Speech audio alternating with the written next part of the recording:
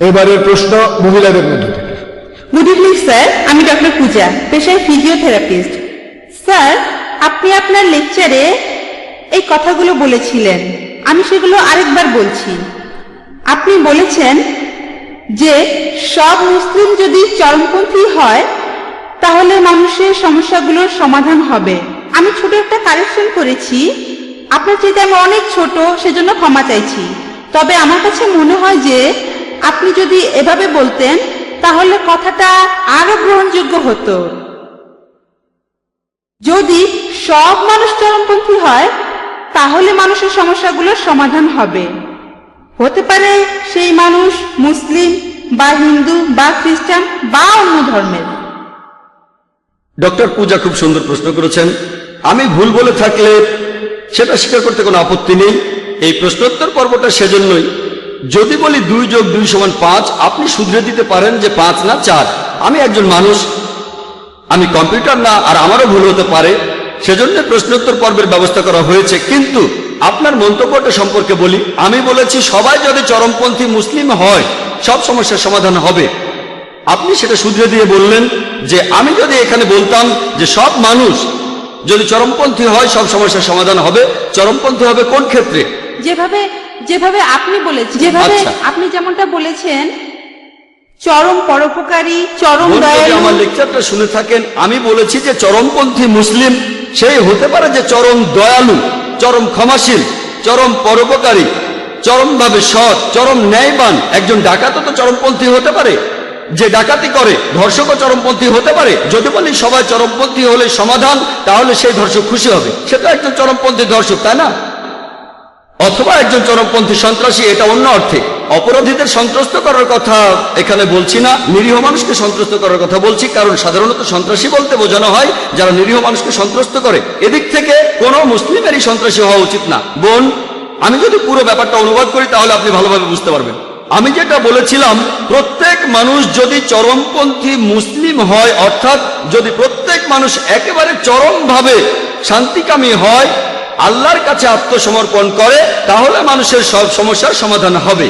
যেহেতু আরবি শব্দটা ব্যবহার করেছি, এটা আবার অনেকে হজম করতে পারে না। আপনার কথা বলছি না বোন, আমি মিডিয়ার কথা বলছি। ইসলাম অথবা মুসলিম এই কথাগুলো তারা হজম করতে পারে না, তাই আমি কথাগুলো অন্যভাবে বলছি যাতে করে অমুসলিমরাও এটা বুঝতে পারে।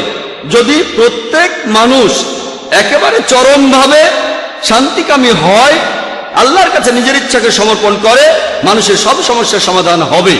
হোক সেই মানুষ মুসলিম, হিন্দু বা খ্রিস্টান। এরপরে যদি বলেন হোক সে হিন্দু, মুসলিম, খ্রিস্টান, ধর্ষক, ডাকাত, তাহলে কোনো কাজ হবে না বোন। কারণ মুসলিম মানে যে আল্লাহর কাছে আত্মসমর্পণ করে, তাকে মুসলিম হতেই হবে। হিন্দু কেউ আল্লাহর কাছে আত্মসমর্পণ করলে খুব ভালো। না না না বোন, আমাকে বলতে দেন, পরের প্রশ্ন পরে করেন, তখন উত্তর দেব। ঠিক আছে।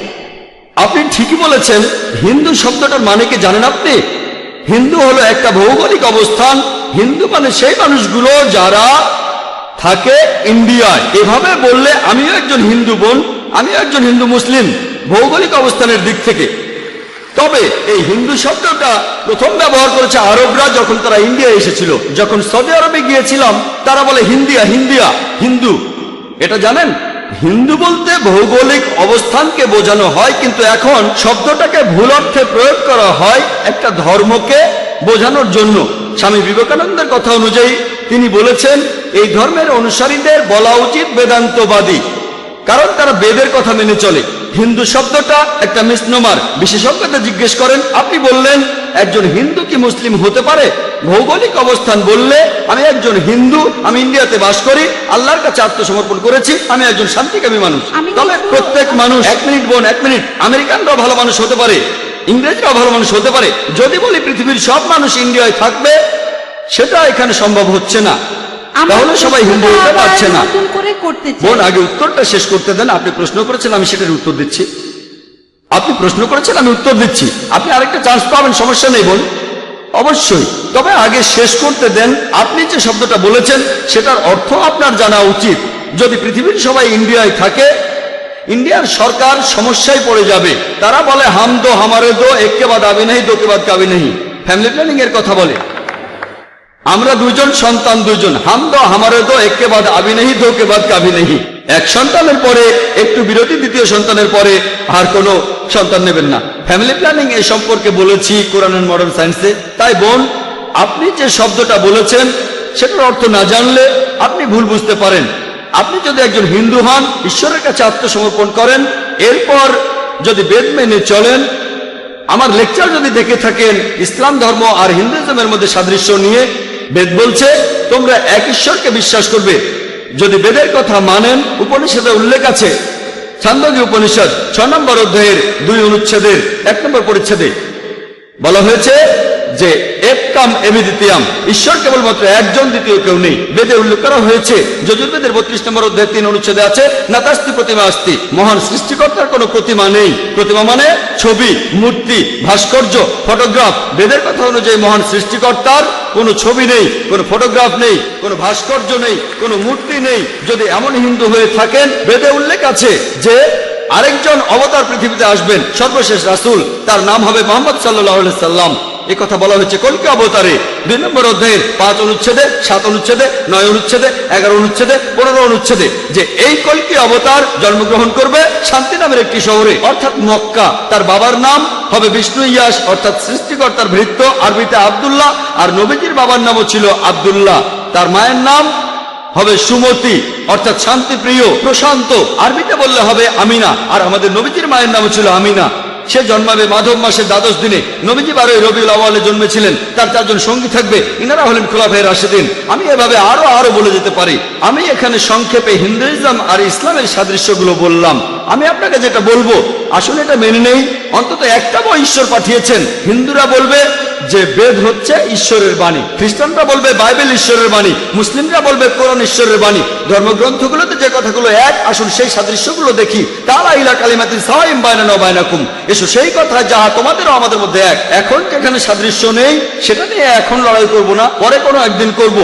হ্যাঁ, আসুন আগে আমরা এটা মানি যে সবগুলো ধর্মগ্রন্থ, সবগুলো প্রধান ধর্মগ্রন্থ, হোক সেটা বাইবেল, হোক সেটা বেদ, হোক সেটা কোরআন, হোক পার্সি ধর্মগ্রন্থ, হোক শিখ ধর্মগ্রন্থ, সবাই বলছে ঈশ্বর কেবলমাত্র একজনই। বেশিরভাগ প্রধান ধর্মই একথা বলেছে যে শেষ একজন নবী আসবেন।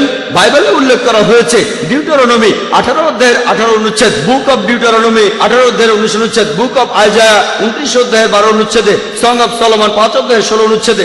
এরপর নিউ টেস্টামেন্টে গসপেল অফ জন 14 অধ্যায়ের 16 অনুচ্ছেদে, গসপেল অফ জন 15 অধ্যায়ের 26 অনুচ্ছেদে, গসপেল অফ জন 16 অধ্যায়ের 7 অনুচ্ছেদে, গসপেল অফ জনে 16 অধ্যায়ের 12 থেকে 14 অনুচ্ছেদে বলা আছে যে যীশু খ্রিস্ট বলেছেন, তোমাদের আমি অনেক কথাই বলবো, কিন্তু তোমরা সবকিছু বুঝতে পারবে না। কারণ যখন সত্যের বার্তাবাহক আসবে, সে তোমাদের সত্যের পথে পরিচালিত করবে। সে তার নিজের কথা বলবে না, যা শুনবে তাই বলবে। তাহলে বিভিন্ন প্রধান ধর্মগ্রন্থ থেকে যেটা জানতে পারি, আমরা বিশ্বাস করবো এক ঈশ্বরে, তার কোনো ছবি নেই, তার কোনো প্রতিমা নেই। আমরা বিশ্বাস করবো সর্বশেষ আর চূড়ান্ত নবীকে। আসুন এগুলো মেনে নেই, আমরা অমিলগুলো নিয়ে কথা বলবো না। আসুন আমরা সেটা মানি যেটা এক, হিন্দু ধর্মগ্রন্থে, পার্সি ধর্মগ্রন্থে, খ্রিস্টান ধর্মগ্রন্থে। আপনি বললেন হিন্দু মুসলিম, আমি পার্সি ধর্মের কথা বলছি, আমি ইসলামের কথা বলছি। যেগুলো এক সেগুলো আমরা মেনে নেই। আর ইনশাআল্লাহ পৃথিবীর সমস্ত মানুষ যারা ঈশ্বরে বিশ্বাস করে, তারা যদি এটা মানে যে ঈশ্বর একজন, তার কোনো প্রতিমূর্তি নেই, আর যদি বিশ্বাস করে যে আল্লাহ প্রেরিত সর্বশেষ চূড়ান্ত নবী মুহাম্মদ সাল্লাল্লাহু আলাইহি সাল্লাম, তাহলে আপনারা দেখতে পাবেন যে পৃথিবীর সমস্ত মানুষই হবে চরমভাবে শান্তিকামী মানুষ, আল্লাহর কাছে নিজের ইচ্ছাকে সমর্পণ করবে। তাহলে মানুষের সব সমস্যার সমাধান হবে। আশা করি উত্তরটা পেয়েছেন। হ্যাঁ, ধন্যবাদ স্যার।